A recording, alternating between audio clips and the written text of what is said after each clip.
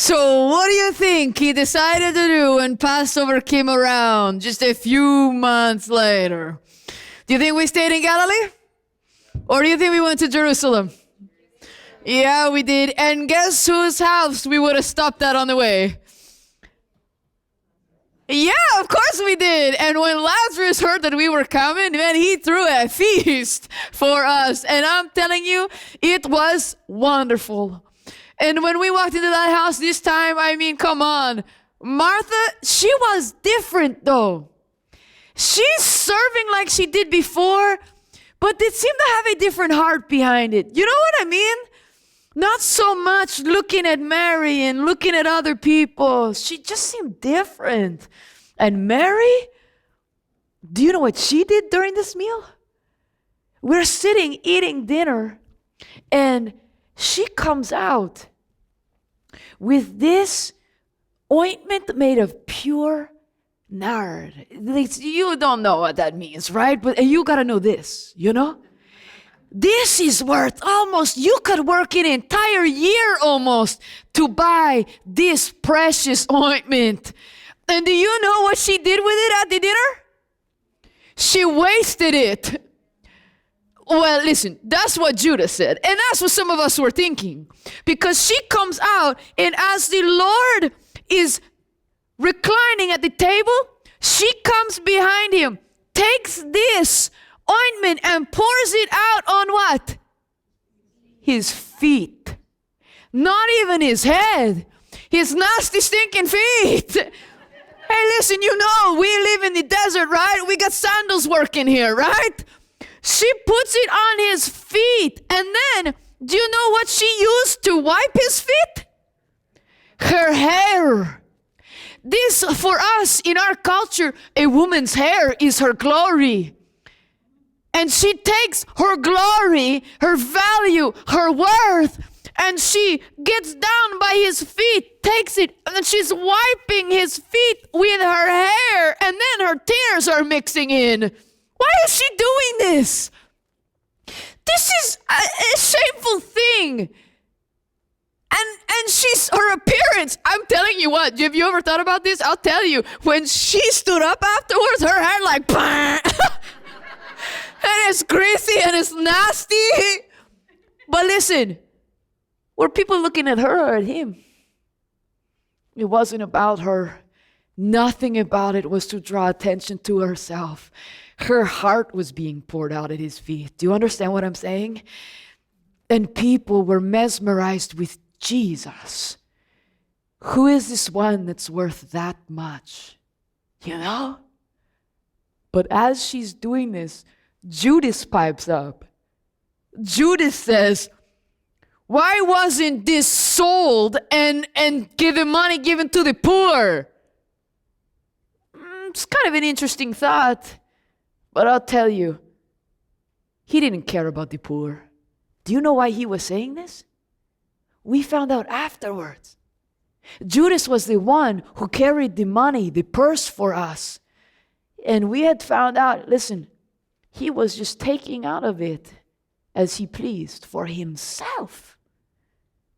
But we didn't know that then. He just throws that out there. And you know what the Lord said? He said, leave her alone. She does this for my burial. What are you talking about? Your burial? No. You are the Messiah, the future king of Israel. Listen, this dinner wraps up and the Lord says, okay, now we're going. Peter says, no, Lord. No, this is not a good thing. This is not smart for us to go to Jerusalem. You know that they have placed guards at each of the gates going into the city. This is not smart for us to go. And the Lord says to Peter, we're going to go, Peter. But Lord, no. Peter, we're going to go. Lord, can I just... We're going. Okay? This is the relationship they had, okay? And so Peter says, okay, fine, we'll go. So we left, and as we're going and we're traveling to the city, The closer we got, my heart's pounding a little bit faster each time, you know what I mean? With every step. But when we got to the city, do you know the welcome that he had? The Jews that were there for the feast, this was 6 days before Passover, so everybody's coming, getting preparations, making ready to celebrate. They heard that he was coming. The one that raised Lazarus from the dead was coming. And so Jesus, this was incredible. He found this little donkey and he's riding in on the donkey. I never will forget it. As he rides through the gate, listen, not the back gate to try and, slip in unaware. Straight through the main gate. This is my Jesus. As we went through, this crowd had gathered together and they had got palm branches.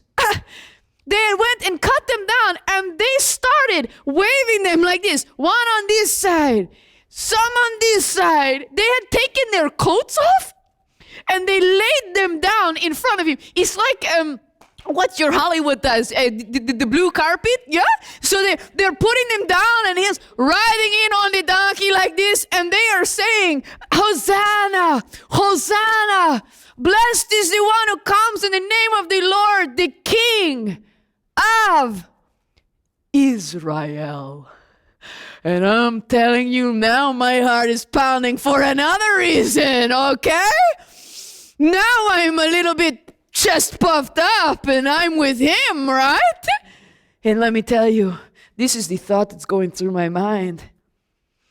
If he is going to be the King of Israel and I am his best, closest disciple, who's going to be his number one?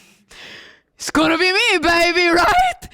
So we are walking in like this to a king's reception, and as we're walking, this Pharisee, he pushes his way through the crowd, comes up to Jesus, and he says, you tell him to be quiet. This is blasphemous. Tell him to be quiet. And Jesus, come. He looks at him and he says, if I tell them to be quiet, even the rocks will cry out. And he's like,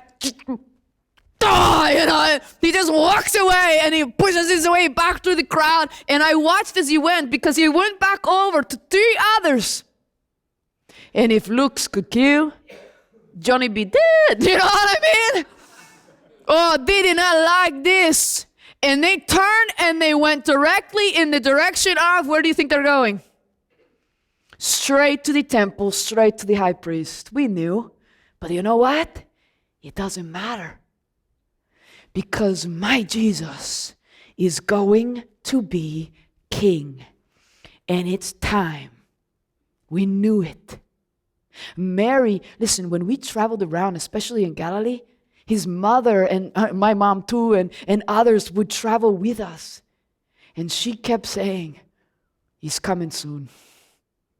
What the angel said to me, it's going to happen soon, And it's happening in front of my face.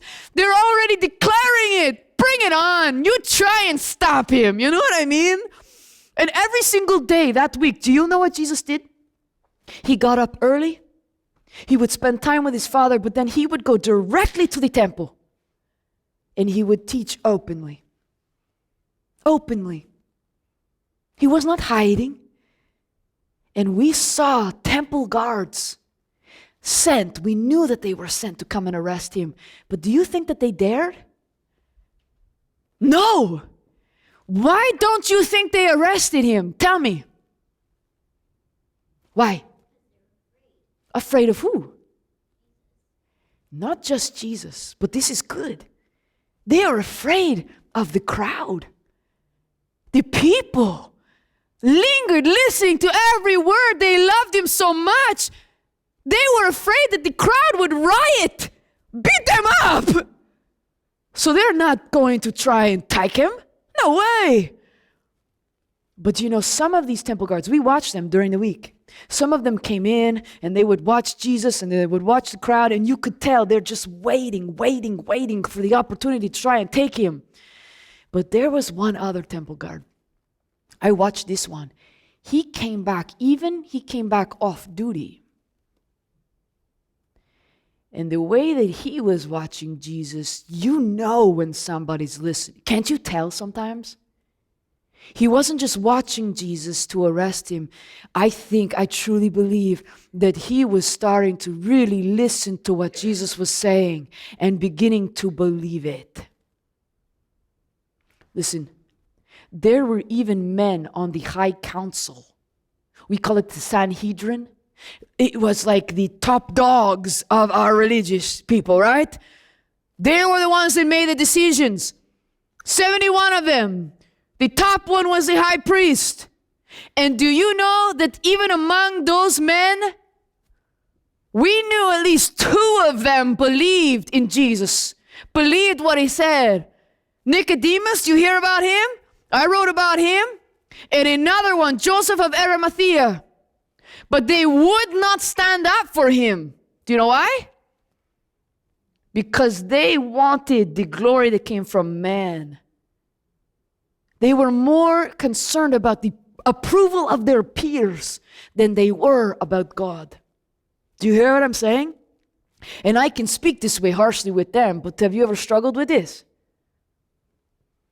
When standing for Jesus would cost you something? It's hard. And they were not willing yet. Okay? But every single day, Jesus would teach in the temple. And then you know what we did at night? This was my favorite thing. We would go outside the city, down the Kidron Valley. We would go to a garden. It was beautiful. Especially this time of year, it's wonderful. On a clear night, you can see every star in the sky. And we would sit in the garden and we would just hang out together, you know? It was wonderful. We would do this all week long, and then come Thursday, this was when we were going to have our Passover feast with the Lord.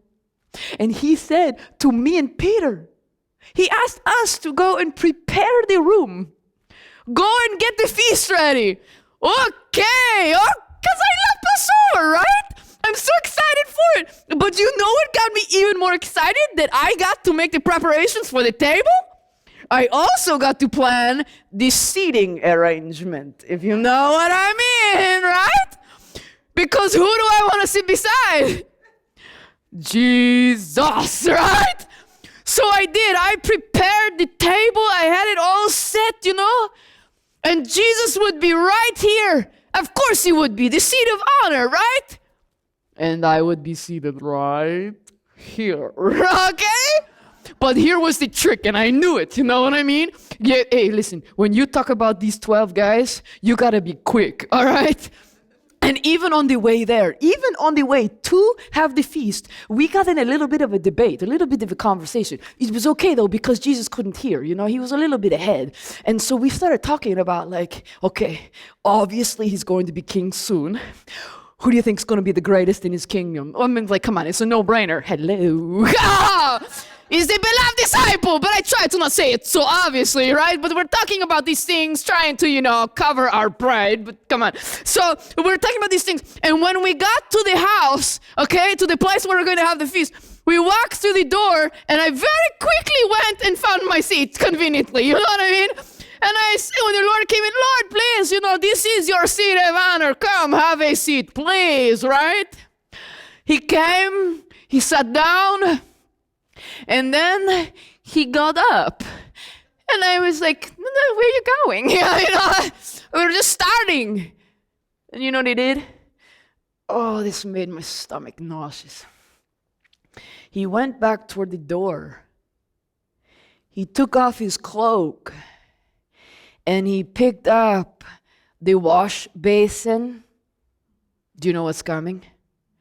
You see, the custom in our day was that the servant of the house would wash everybody's nasty, stinky, dirty feet. This is what you did when you came into somebody's home. They washed your feet because, think about it, we don't sit like you sit. We sit like this, right? Around the table. So your nasty, sticky feet are up in someone else's business. You know what I mean? So let's wash that stuff, right? So Jesus goes over to the wash basin because there's no servant there. But now I need you to know this. If there's no servant in the house, do you know who the job fell to? the youngest in the room, which would have been Johnny Boy. And so as he came over, he poured the water into the basin. And as he came over, he went to the person on this side of him first. And he worked all the way around the room. He stooped low. Guys, he washed every single person's feet. I mean, we're talking getting in there. He didn't just do the I'm just going to prove a point, pat, next. No. My Jesus is down there scrubbing some of the dirt off, rinsing it away, taking his time. And with every single person, you know what's happening to my face? Oh no. I am feeling about this big. It's kind of funny. He gets to Peter. Peter does his whole thing, give me a bath, right? And the Lord, you don't need a bath. You just watch it. So he keeps going around like this. By the time he gets to me, I'm telling you, I wanted to crawl underneath the rock outside, okay? He took my first foot and he started to wash it, and I'm like, just toss some water on there. Okay, we're good. Okay, and I would pull it away to give the next one, and he was like, no, I'm doing this right. I want to puke a little bit. Okay, so then he takes the next one, he does it right, and then he takes this, he goes back to the door, places it down, puts his coat on, taking his time, and he comes and he sits down. Listen, did he have to say a word? Do you think we understood what he was trying to say? He's an incredible teacher.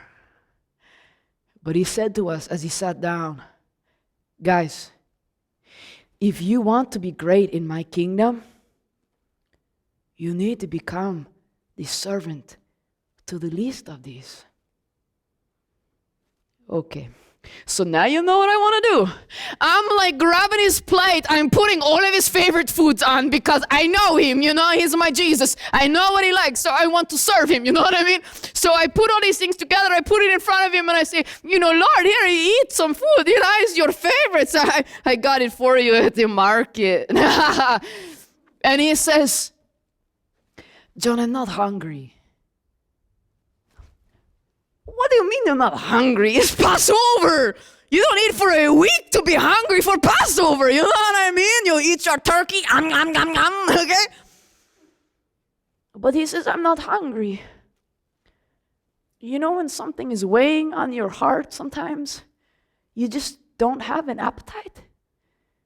I don't understand. But it became a little bit clearer when a few minutes later, he said, this night, one of you will betray me. No way. We are brothers. This is our Jesus. We would die for him. Who? And we're not saying it, but Peter's across the table. And when you know someone well enough, you can just say with your eyes things, you know what I mean? He looks at me across the table, and I know he was like, ask him who, So I did. I leaned over and I said, Lord, who is it? And he took the bread. He had it in his hand when I asked him, and he said, it's the one who I dipped the bread and gave it to while he's dipping it in the hummus. He's dipping it in the sop, and he handed it to Judas, was sitting on this side. He gave it to him, and he said, what you do quickly. Judas took it, and he left immediately. Now listen, we thought he was telling him to go and buy something at the market that we needed for the rest of the weekend, or that he was to go and give the money to the poor. We didn't understand. And Judas got up and he left. Now, can I just make a point to you? Did you recognize who the two people were that took the seats of honor at the table beside the guest of honor?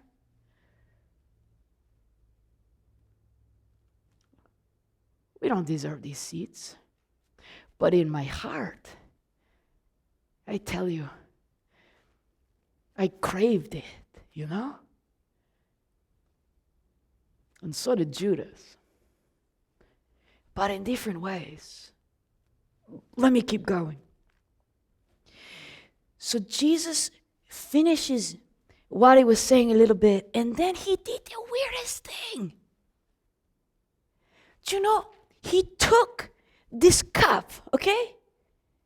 Read about Passover. There's different cups. There's different things that we celebrate. He took the cup, this was the one of redemption, and he holds it up and he says, "This is my blood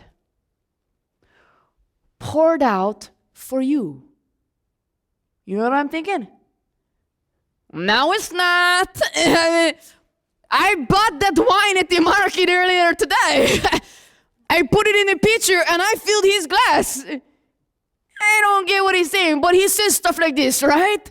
So we listen. And then he says, "Drink this in remembrance of me." Why I gotta remember you? You're not going anywhere. Remember? You're gonna be king and your kingdom is lasting forever. I don't understand what he's talking about, you know? But we drank it. And then he took the bread. And he says, "This is my body broken for you." No, it's not. I bought that bread fresh from the market. I saw the ladies baking it. I took it home. I put it on the plates. What is he talking about? You know what I mean? Okay. We take it. We eat it.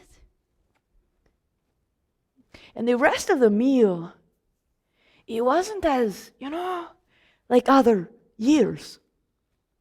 But we finished dinner, and this is one of the things that I love, was there were songs that we sang. Very traditional. I love tradition, okay? We would sing this song here and this song here. And at the end of the meal, we would always sing one of my favorites. It went like this. Okay, ready? This is the day that the Lord hath made, that the Lord hath made.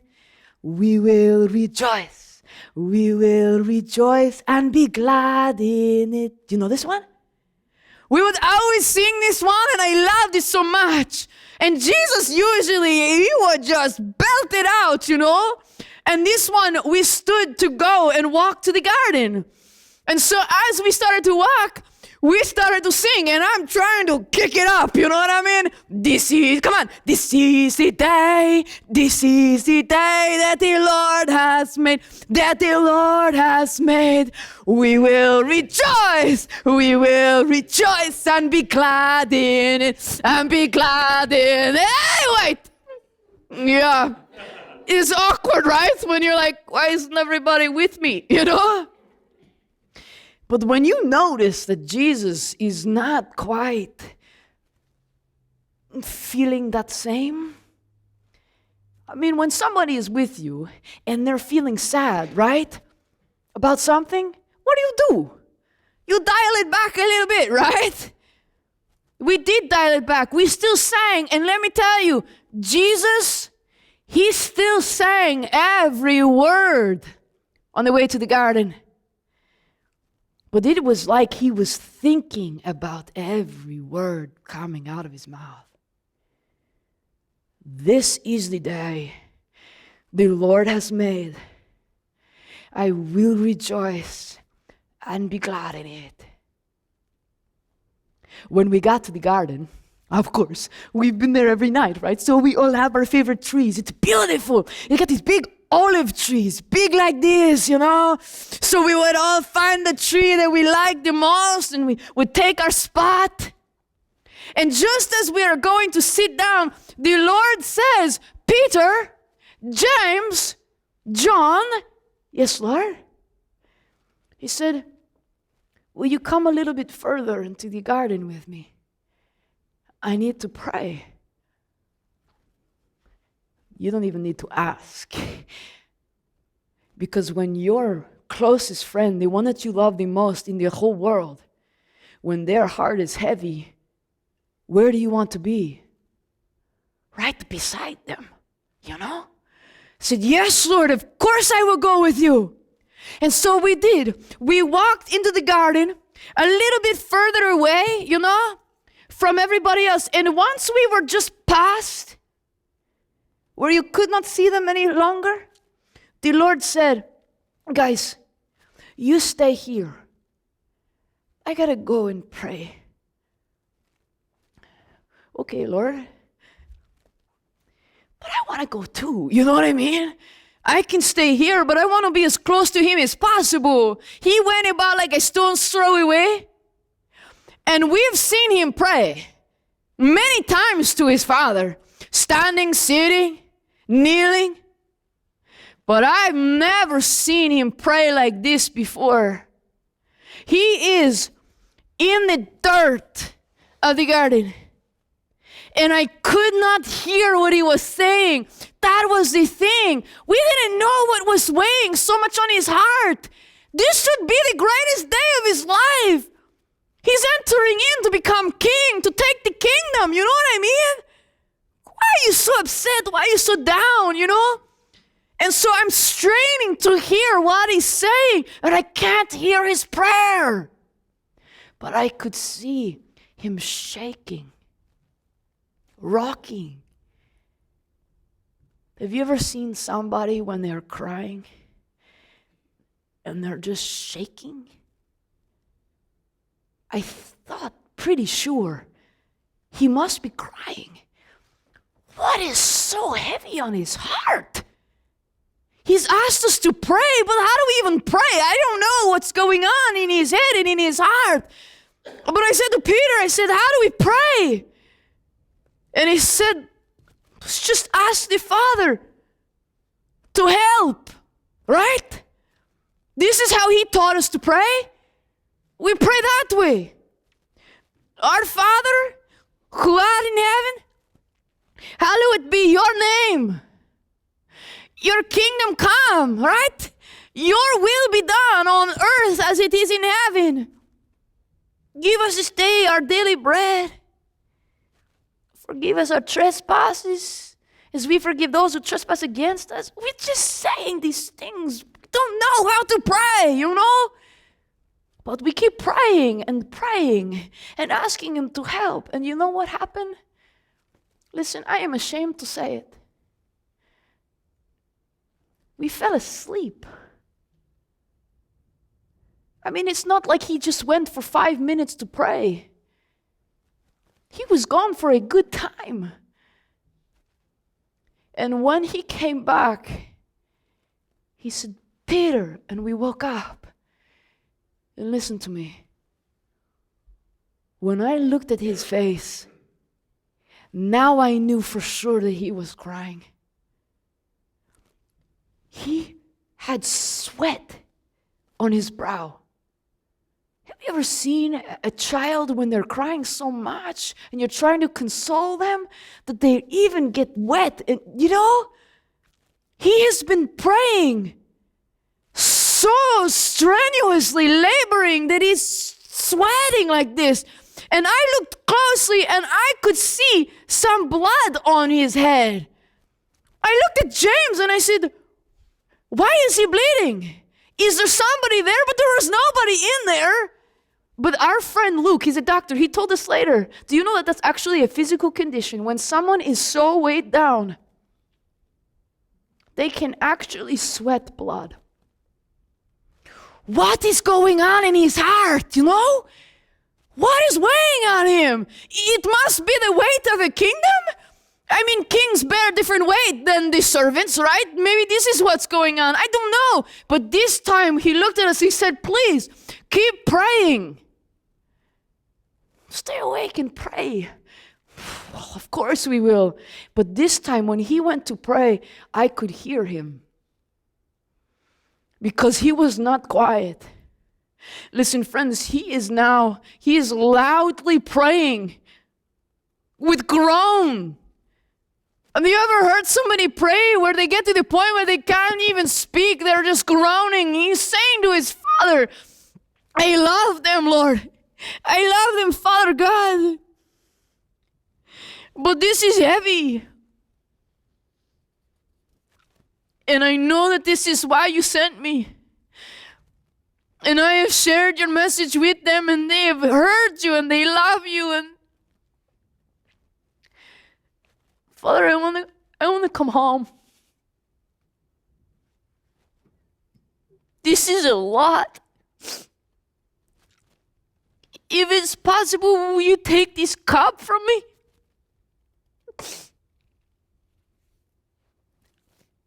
But I love you, and I know that your heart is for them. I love them too. So, if it's not your will,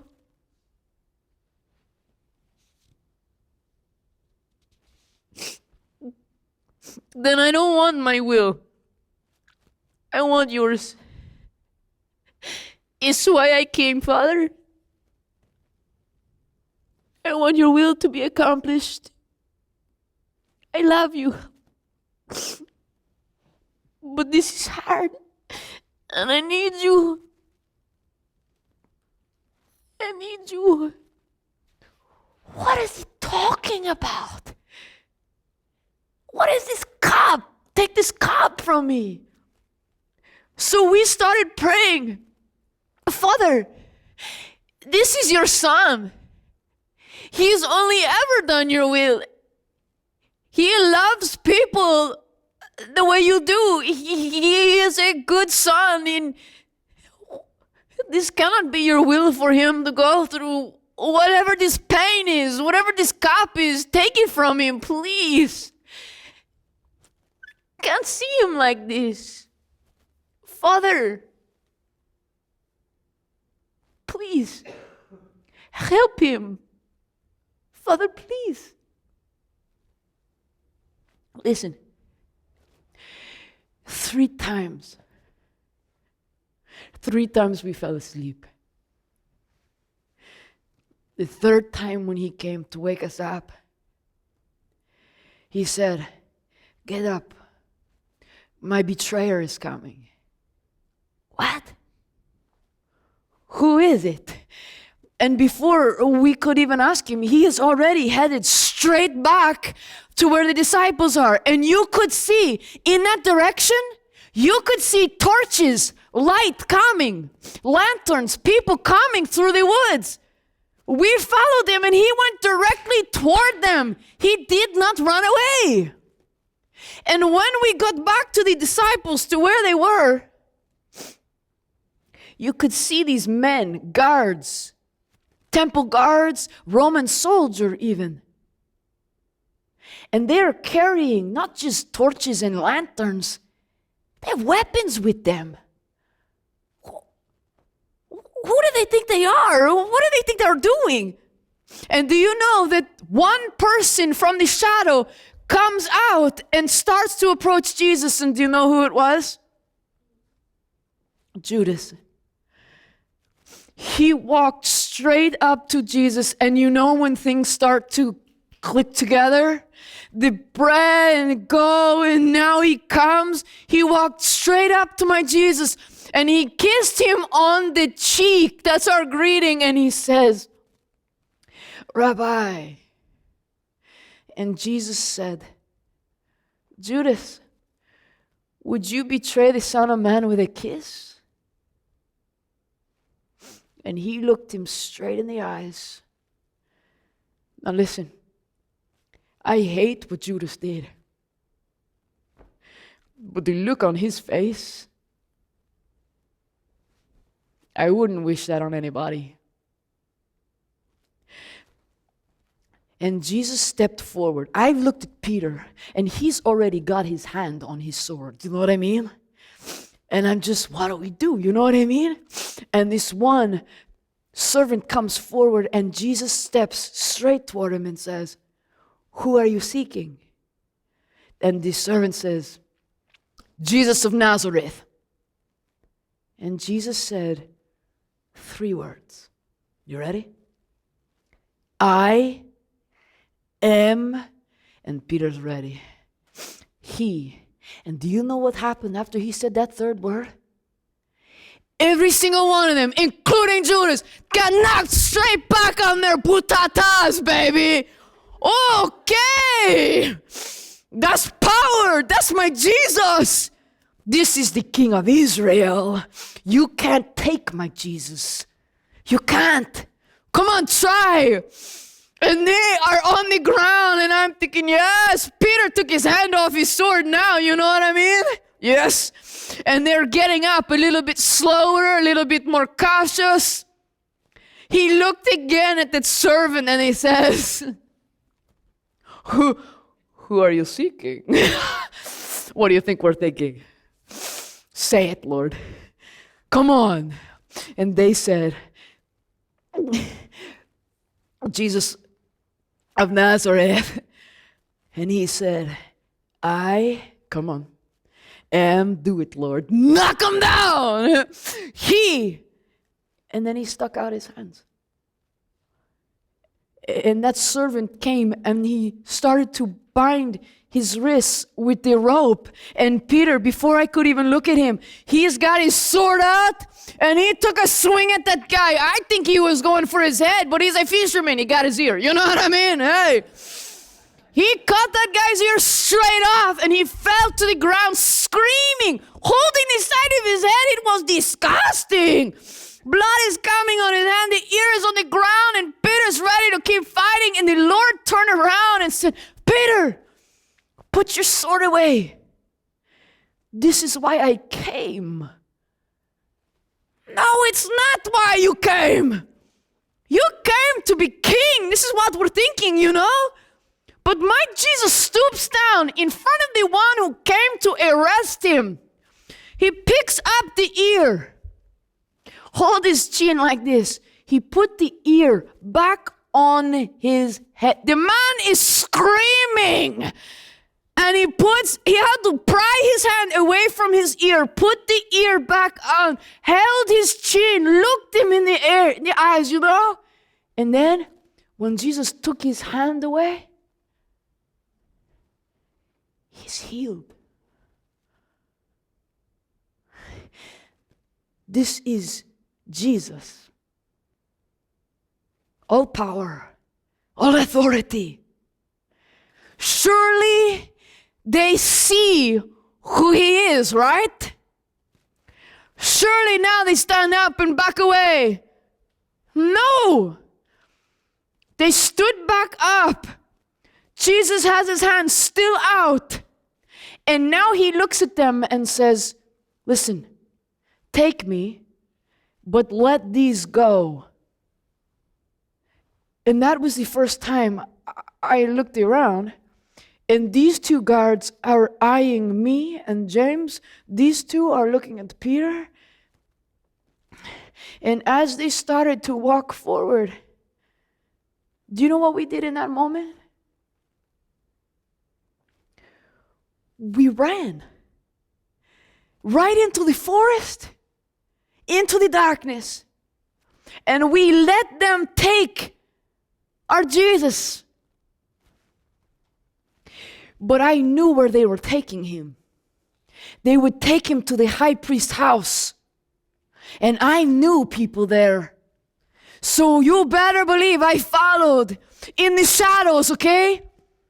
And I went all the way there, and sure enough, in they take him past the outer court into the inner room. And there they've got some of this council assembled waiting for him. These ones who paid Judas 30 pieces of silver to deliver him over. Judas knew where he'd be, where the crowds weren't. And their plan came together. In the middle of the night, they're going to put him on trial? This is mockery. I went in. I knew the guy at the door, and he let me in. And as I watched, the temple guards are there. Guess who one of the temple guards was?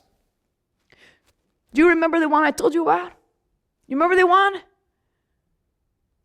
who started to listen differently, he's standing there with them.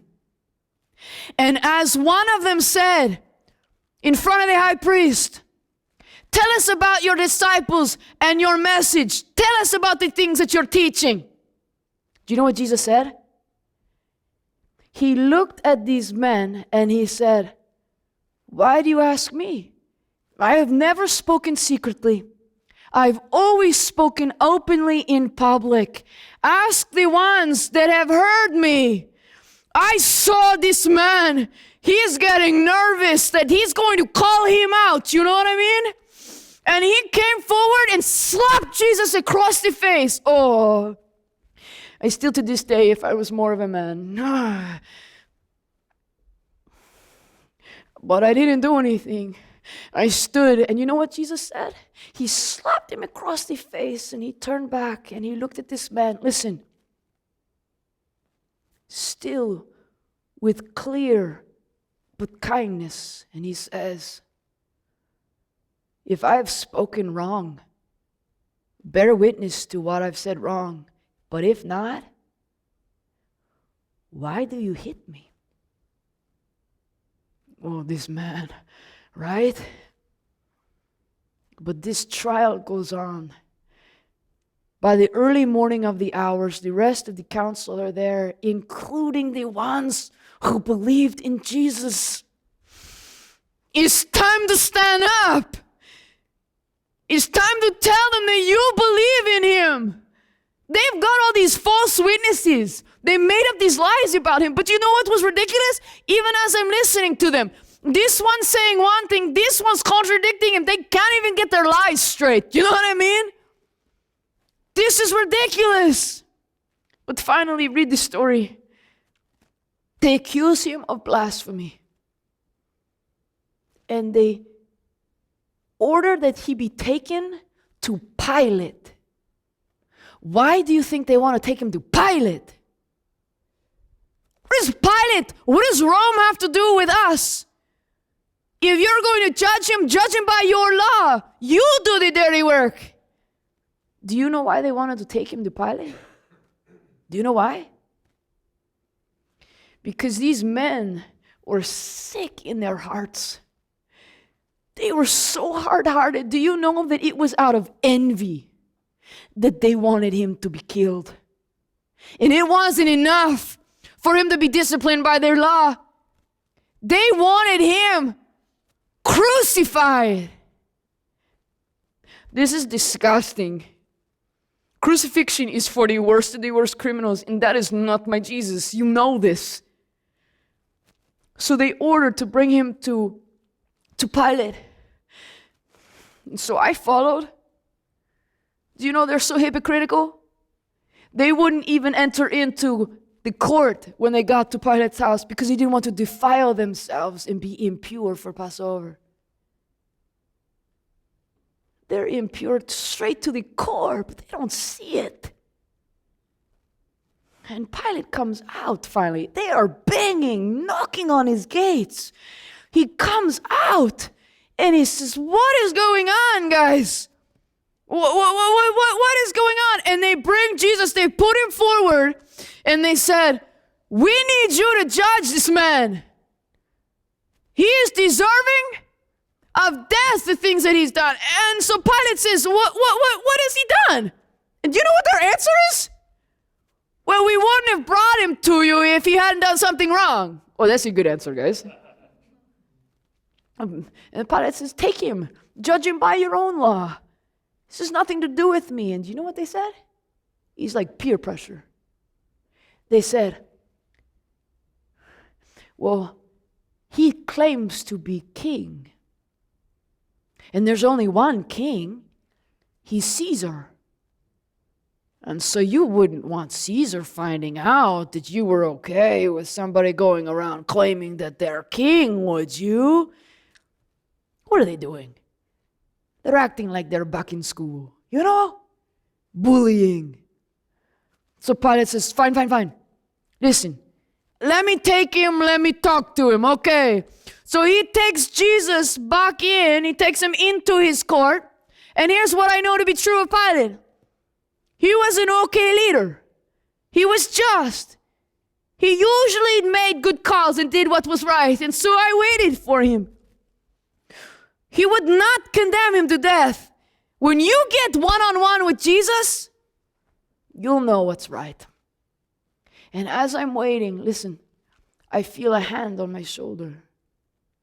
And I turn around. And you know who it is? It's Mary, Jesus' mother. And her sister Abigail was with her. But she put her hand on my arm very tight and she said, John, what is going on? Andrew came to our house and told us what was happening. What's going on? And I said, it's okay. You know Pilate, he's going to come out, it's going to be okay. You know what his future is. He is king of Israel and nobody can thwart God's plan, correct? I said, it's okay, Mary. Trust God, okay? And so we waited together. And sure enough, just like I said, when Pilate brought him out, he stood them in front and he said, I find no guilt in this one. He's done nothing wrong. Take him. And they said, no, we will not. But Pilate got creative. Do you know how the story goes? You see, we have a custom that says at this time of year during Passover, he always releases one criminal, sets them free. And so do you know what he did? He's very smart. He brought out one criminal, Barabbas. You know about Barabbas? This guy, man, he was a pretty serious dude, you know? And we didn't like him. He's a Jew, but like, give me a break. This one, even while he knows that we can dictate whether he's set free or not, he's cursing us, spitting, right? Like, come on, makes me sick to my stomach. And then he brings out Jesus, okay? Dressed in this robe like a king. He had his soldiers put a crown of thorns on his head, a mock crown. They made sure that it stuck too.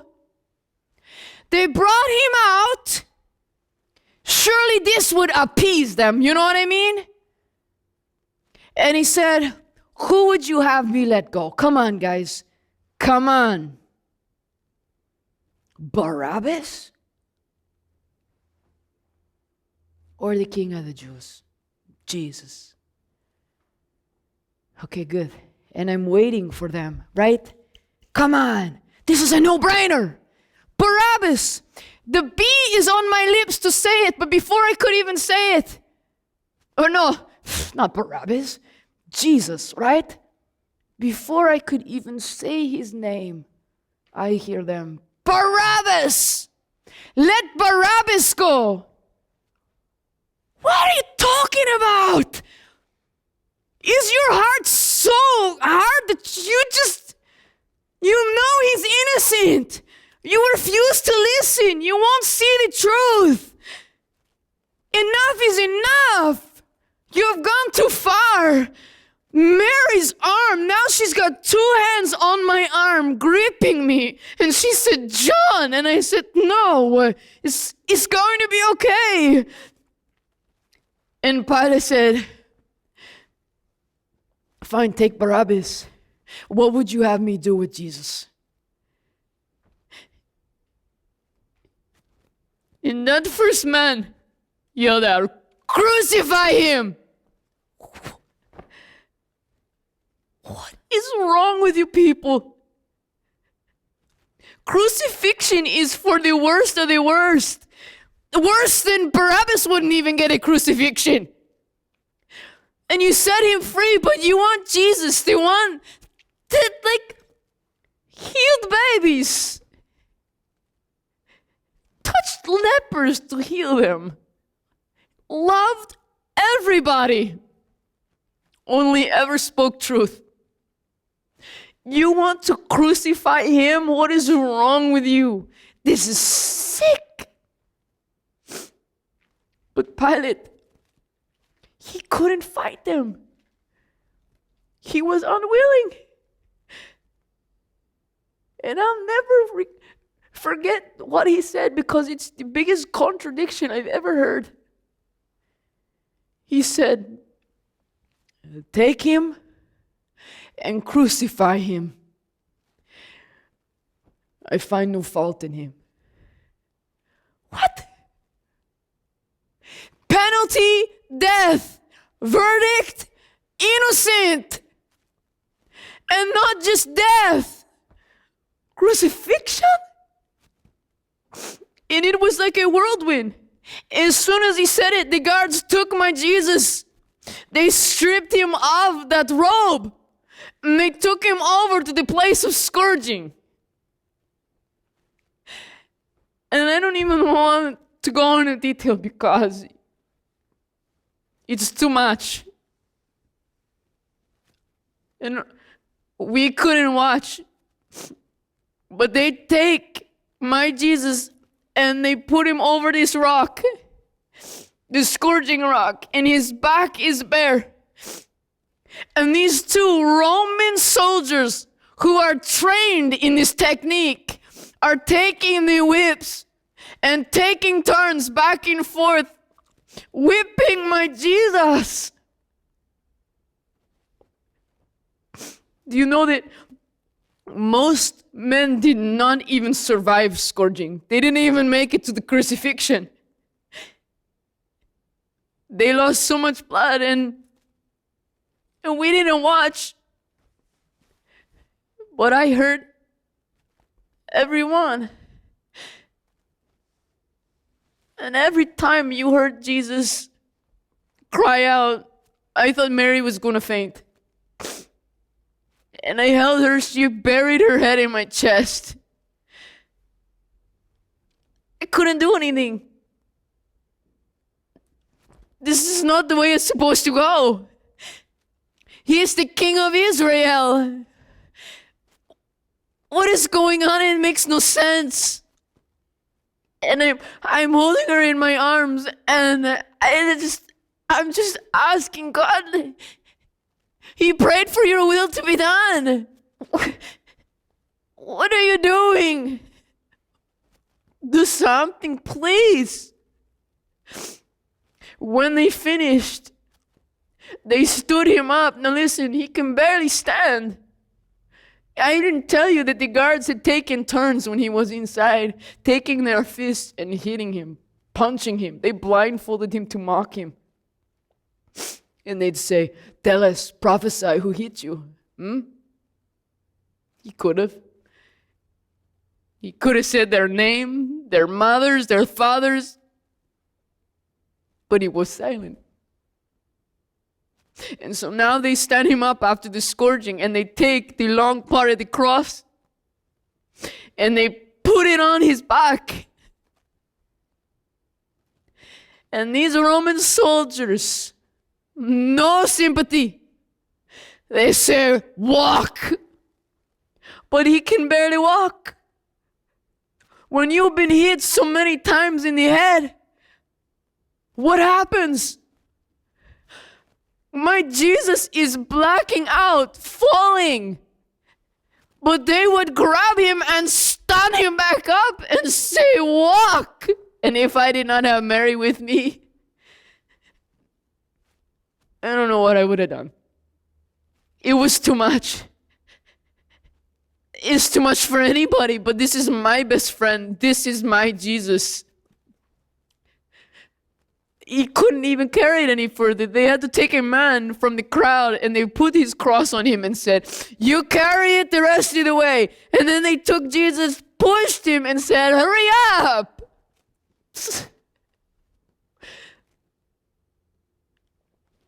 When we got to that mountain where people are crucified, Golgotha, there were two other criminals that were being crucified with Jesus. And let me tell you, when they were being placed on their crosses, it took 4 grown Roman soldiers to hold them down. One on each hand, one on their feet, and one would straddle right against their chest because they are fighting for their life. And they are screaming and reviling and swearing. But my Jesus, he just laid down. He didn't fight. He just put his hands out. And they drove the nails in. I watched the first one just because I don't know. But I couldn't watch after that. And then they raised up his cross. And they put it in the hole. And I stood at the base of that cross with Mary. And I couldn't say anything, but I've never been so at a loss.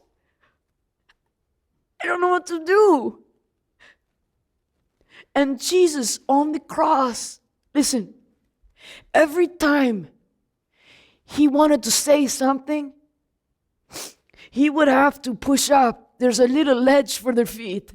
He would have to push up on the ledge to try and fill his lungs with air in order to speak. And every time he had to push his back against the cross to get air to say anything. And he did this. He pushed up to get air. And you know what he does? He says, Father. And I thought, in this moment, even now, he could ask his Father to take him off this cross. Even now, maybe this is what it's for, to prove to them that nothing is impossible for God. He can take him down even now and make him king.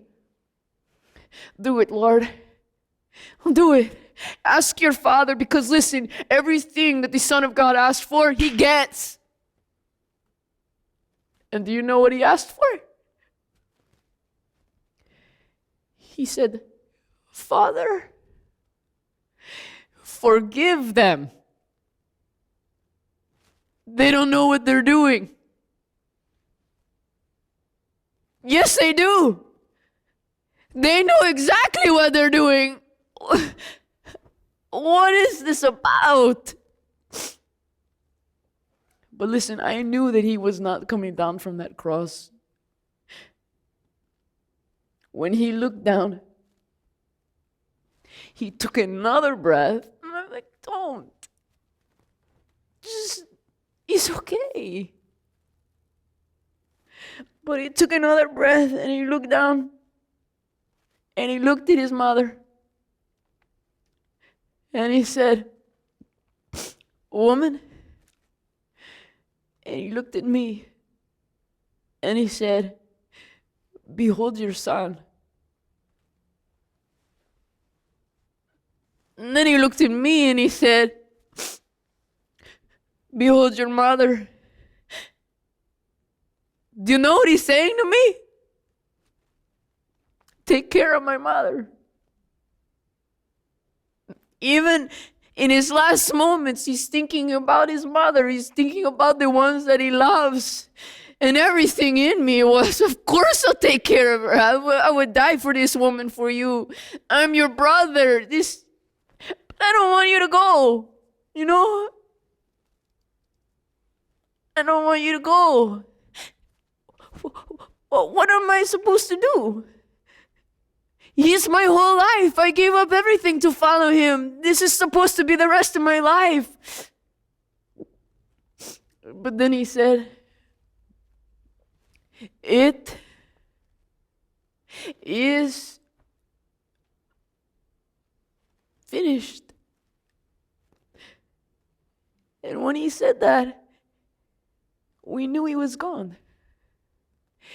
His head bowed and his body went limp.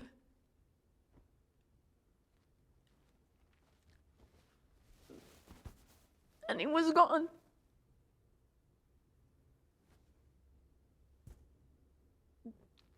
And this is the day that when you celebrate it, you call this Good Friday.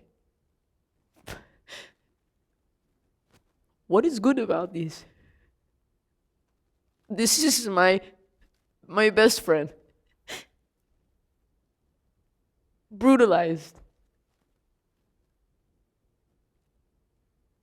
And hanging on a cross.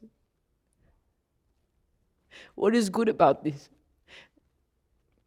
I don't understand.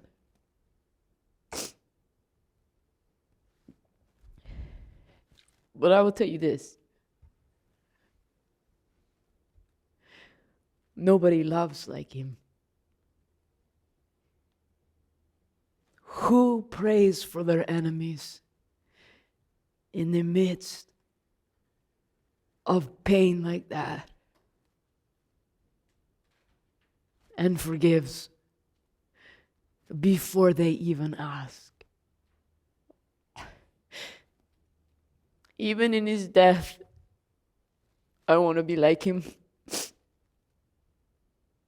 Every part of his life.